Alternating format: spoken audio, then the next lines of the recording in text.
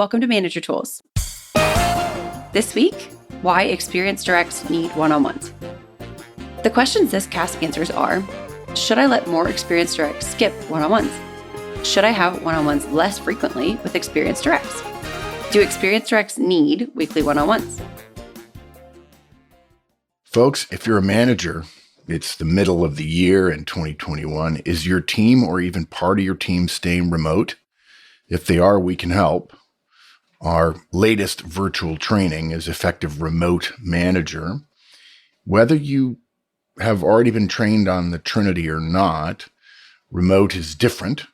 And so this training is designed to help your team fully execute the Trinity with the added difficulties of remote work. And we might know something about that. We've always been virtual. In fact, I've been virtual for the past 25 years. Contact Maggie on our staff, maggie@manager-tools.com.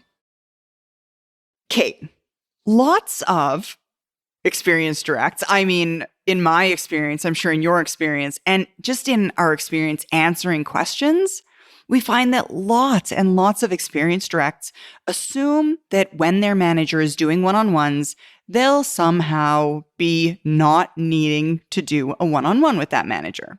Because they're not like everybody else after all. I mean, they're different. And fancy. In our opinion, they're fancy, exactly. And in our opinion, they're wrong. And we've got a good reason for it. Today, we're going to talk about to start off with our outline, we're going to talk about the fact that trust takes time, and now is the time to build it.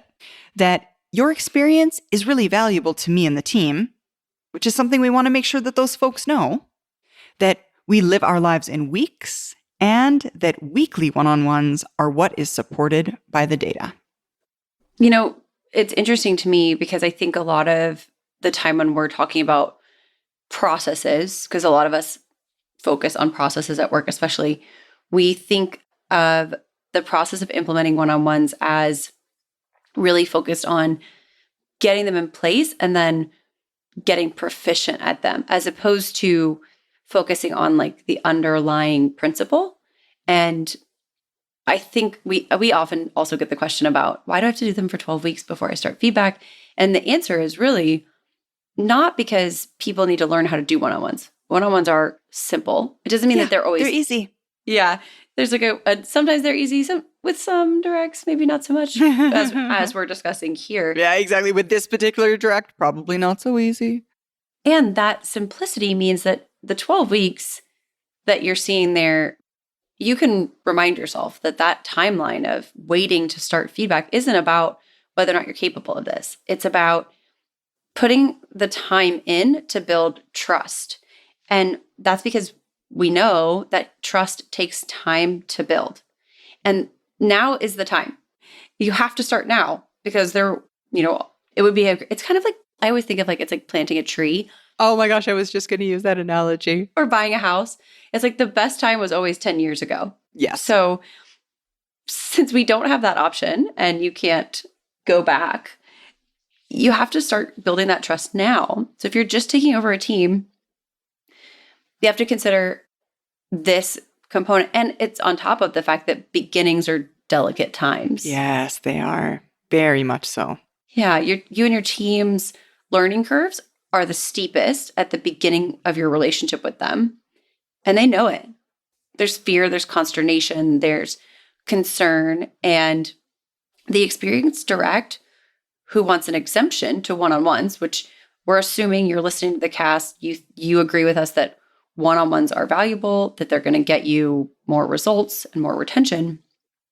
If you've said, team, we're going to do one-on-ones, and somebody says to you, not sure, I don't want to, that experienced direct who wants the exemption is denying you, whether they'll say it out loud or not. And likely they're not going to say it out loud because they don't think of it this way. They're denying you an opportunity to build your most important asset, which is trust. And that's dangerous. You'll need that trust. You will need that. When there's tough times. And listen, tough times are going to come. Tough times just came. Yeah, we just have exited them. Many of us, not everyone, has exited the tough times. pandemics, economic shutdowns. Even just those busy times of the year or those really important projects. It doesn't have to be something as big as a worldwide shutdown, as easy as an example that is to pull off the top of my head right now. It can be as simple as that year-end closing, Right. that really important client. Those times when you want to leverage that trust. If your direct has prevented you from having those one-on-ones, has denied you that ability to build that trust, you haven't that relationship power going forward. And even for me, I always think of I have a lot of friends who are in accounting. And so they always talk about month end. We have a lot of hey, do you guys want to go on a trip together? It's always as long as it's not at month end, right? Uh-huh. For me, I always think of month end as a very stressful, very tumultuous time in many people's, cycles of work. And I think of it as a time where you're probably going to be comforted by the fact that you can think to yourself, you know what, I trust this person that their stuff's getting done. So the communication and trust you invest in now will allow you more comfort and I guess just peace of mind around, hey, that stuff is getting done over there because I trust that person. Taken care of. Yeah, you'll feel more like that. At ease. I think. Yeah, if you have that trust. Mm-hmm. So it's important to start now. Exactly. It is important to start now. So if you're just starting with a new team and you do experience some of that pushback from a more experienced direct, here's how you might answer that direct's pushback. I appreciate your position. More experienced folks often feel like they've earned the right to be managed last. And I think this is the most important thing I'm doing here at the start. I want to be able to spend time with everyone. I'm going to be learning a lot. I'm going to be making more mistakes than a more experienced manager might make. As well, when we go through those critical times, you and I will need to have that solid relationship. We need to start building now that relationship. We won't be able to do that when all heck is busting loose. And there's more. I owe you, more than anyone else here, a trusting relationship. I have to work harder to early earn your trust because of your experience. I have to be able to evaluate you at year end and do it fairly for you, for me, for the company, and even your family. And I can't do that to the best of my ability in a way which you deserve if I don't know enough to do it exceptionally well. And look, you might think you'll tell me what I need to know, but it's a two-way street. There's stuff I'll need to share with you. If communicating with you is inefficient because we don't get to know each other and don't spend any time together, the whole team will be affected by it. It's a small ask for a big return. Simple as that. Yeah. And you can use this script, y'all. I mean, that's the idea here, that you can actually say these words. Folks, the job market is heating up, as it always does, as it comes out of a difficult economic period. And that means many of you are going to be hiring.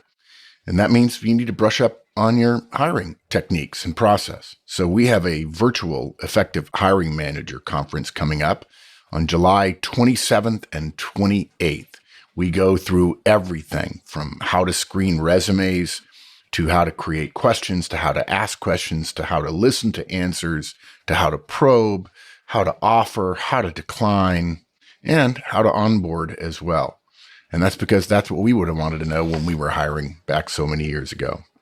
So hope to see you there, July 27th and 28th, virtual Effective Hiring Manager conference. Another point here that we might make to this direct who's pushing back is that their experience is really valuable to us as the manager and to the team as a whole. And if you've led your team for a while and you're just now starting one-on-ones, much of the stuff we've already covered still applies. Like this all still applies. In situations like this, we're reminded of one part of the Horstman Middleman test. That which we would not visit upon our bosses, we should not accept from our directs. Yes. And I got to tell y'all, this resonates with me so much. I cannot imagine my boss Yeah. saying to me, hey, Kate, I'd like to meet with you once a week for 30 minutes. And me saying, not interested. So it's like, I can't imagine. I mean, I've had some bosses that were better than others. And I can't imagine with any of them saying, no, I don't think I'll do that. And for me, and this is just my brain says, you're not that special. Yeah. Like, you're not special enough to be the person who gets to opt out. So I would feel really uncomfortable doing that. And I would also feel like that's not a lot for my boss to ask of me. So I guess ask yourself, could you ever imagine telling your boss who asked for this regular meeting with you, no, I'm not going to do that. I'm too special, too experienced, too cool, too busy to meet with you. And I absolutely cannot imagine it. I just, I can't. I can't imagine doing that. So why would it be then okay for my directs to act as if what I'm asking them is any different? I don't think it is, right? I'm not asking for a lot. I'm also going to give up the time. It's not as if I'm asking you for something I wouldn't invest in. We're both investing. Right. We're both investing time. Further, I also have one-on-ones with my boss. So I'm doing the exact same thing. I just can't imagine that. And we know it happens, which is why we're talking about this. And if you haven't listened to the Middleman Test podcast, it's really good. It's really helpful in just asking yourself. It's kind of, because we get a lot of questions like, is this normal? I think of it as, it's not the is this normal cast, although we do have some of those. It's the, like, is it acceptable cast? I feel like when people do stuff, it's like, whoa, is that acceptable? You bring up a really good point though, Kate. I think, and I mean, I'm sure you experience this when we're teaching our effective manager conferences, whether it's in person or virtually, oftentimes the group seems to have questions like, well, what if my more experienced directs don't want to do one-on-ones? And when you actually ask those managers, okay, well, has anyone said they don't want to do one-on-ones, for example? They're like, well, no, but I just know that's what they're going to say. That's kind of in relation to that middleman test. I think as managers, specifically in this case, we're talking about in this podcast, a more experienced direct, a less experienced manager. No, as a manager, though, you might think to yourself in advance of the introduction of one-on-ones, well, my more experienced performers definitely aren't going to want to do this. First, run your middleman test and say, well, if it were me and I was really experienced, would I say no to my less experienced boss? And because you're listening to this, you're probably like, well, no, of course I would never say that. Well, because I'd want to tell them all how awesome I am. Exactly. Like, that's how I would be like, wait, 30 minutes a week to tell you all the cool stuff I'm doing? Right? Exactly. And then as managers, don't build it up in your head. I think sometimes we create these roadblocks for ourselves. And we just assume, they're going to push back. So we hesitate and we won't pull the trigger. We won't action things. We're like, oh, they're going to push back. This is going to be the worst. It's going to be terrible. They're going to say no. Just do it. Assume positive intent. That's a podcast that you might want to give a listen to. Assume that they all want to help you learn and want to build trust with you until you have a verbal acknowledgement. That is until they specifically say, I am not interested in doing one-on-ones with you, boss. Assume that they all want them because they actually probably do. Yeah, that's absolutely true. So we talked about one thing to say. Here's another version or something else to say about your direct's experience and its value. Yes, specifically. There's an extra reason why I need time with you and your experience every week. My time with you is going to be more valuable than my time with some of the other folks. You know more. You've seen more. You're more confident about what you're doing and what you're seeing. You're going to be the best at seeing things that I am doing right and wrong. And I need to hear that. My time with you also sends a message to others on the team that this is valuable time, even if it's literally just 1% of your week. If you resist and we end up running a gun battle about this, it affects everybody on the team. Your experience makes you more of an example setter. Exactly. Very good. Again, guys, remembering that if you're a licensee, you have these scripts. But for those of you listening, it wouldn't surprise me if some of you are out there thinking, well, maybe this Experience Direct isn't an example setter. Now, I understand what you're saying. I do understand that that is a legitimate concern. That said, we start with the thought that the more Experience Direct is more valuable. They have more of that organizational knowledge. They know more people within the organization. They have the ability, whether or not they use it, to get more done than less experienced people. Now, of course, that's not necessarily the case. Maybe this individual might be, let's say, close to retirement, or they're not a top performer, or they're just not as flexible with change as other people might be. But we can certainly try and, to Kate's script a moment earlier, be gracious with them, right? Express to them that we want them to be an example setter, whether or not we feel in our brains like they actually are. Absolutely. Yeah. And I think, too, there's a little bit of us acknowledging that even if they're not a top performer, other people look to them for an example of, what's going on because of their experience in the organization. Absolutely. And even having said all that, don't be afraid, even if they're not a star, to start with these polite approaches. Yeah. Always know that you can also just insist. You can. If you'd rather not do this all at once, that's okay. Do your best with the approaches recommended here, at which you can phase out, and then end the discussion with something like, doesn't sound like we're agreeing yet. That's okay. Why don't you think a bit on what we talked about, and we can talk again tomorrow or the day after. I'll reach out if I haven't spoken to you, not via email, in 48 hours to continue the conversation. And if this person comes back, again, don't accept an email. Right? Yeah. If they send you because that's like it's a preference thing, another way of like exerting preference over effectiveness. And listen, your preferences are great, but you have to ask yourself if your preferences are effective. And then sometimes people say, well, they're efficient. Well, let's not confuse the two. That's not the same. Yeah, I love efficiency. I just don't want to sacrifice effectiveness for it. Exactly. So when they come back in, we talk to them. We say, hey, listen, here's some more stuff to say, but I just want to make one note before we tell you what to say. If they send you an email, respond with a meeting request. Send back a meeting request. And then the meeting sounds like this. After you if they say, oh, I haven't changed my mind, boss, the meeting sounds like this. I appreciate what you're telling me, and I'm not going to agree to what you're suggesting. I'm going to do weekly one-on-ones with everybody every week, including you. You and I both know that 30 minutes once a week around 1% of your calendar is a very small ask.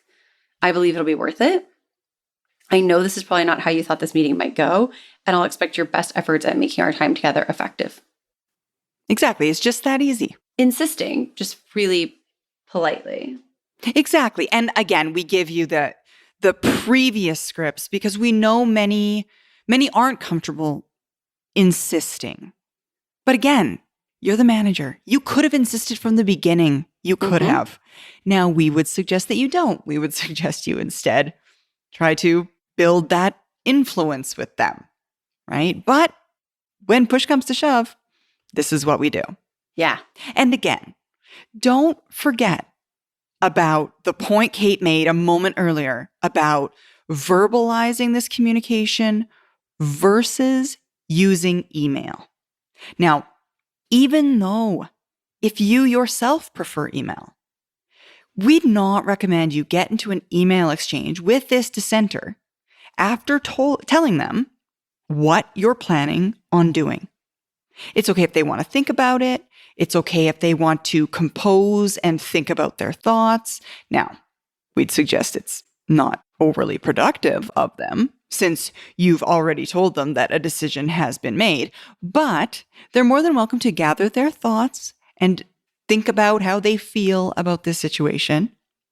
But don't think that you have to engage with them and on what they've chosen or how they feel about it. It won't help you build trust to engage in email fencing with someone who's against your plan.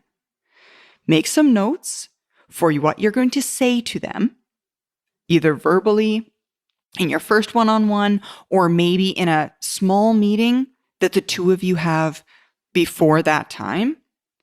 But we would highly recommend you do this verbally. Mm-hmm. And I mean, to Kate's point, it's going to take more time. And it's worth the effort. Sometimes I find, it's easy in all organizations. It doesn't even have to be your direct. It can be really easy to hide behind email and draw out a conversation over a number of weeks because you'll probably forget to follow up on it. My biggest thing about email with this is it's basically like, I disagree. I don't. I agree. I don't. It's basically like I'm your rubber, you're glue, but via email. Right. It's like sending notes back and forth. Yeah. Is this third grade? I cannot imagine. Put an end to it. Pop by their desk. Have a verbal conversation. The end. But not the end to our podcast. We still want to talk about not the end to the podcast. the fact that we live our lives in weeks. Mm-hmm. We do. 100%. Let's face it, work weeks are how our lives are scheduled. Work weeks are the rhythm of professional life. Work that's assigned to us that's due next week, except maybe on Fridays, is almost immediately put aside in favor of existing deadlines and deliverables for this week. Look, important projects have weekly meetings. Agile, which is the best management innovation of the past quarter century, relies on weekly sprints and, even daily Scrum meetings. Yeah. To schedule something less frequently than weekly, which is designed to address one of our most important levers, trust and communication, makes no sense. At all. I don't even know if half of the people, if we ask somebody, hey, what's on your calendar next week? They don't know. Probably even now on This Thursday. week's not none. People only know what's on their calendar between now and Sunday.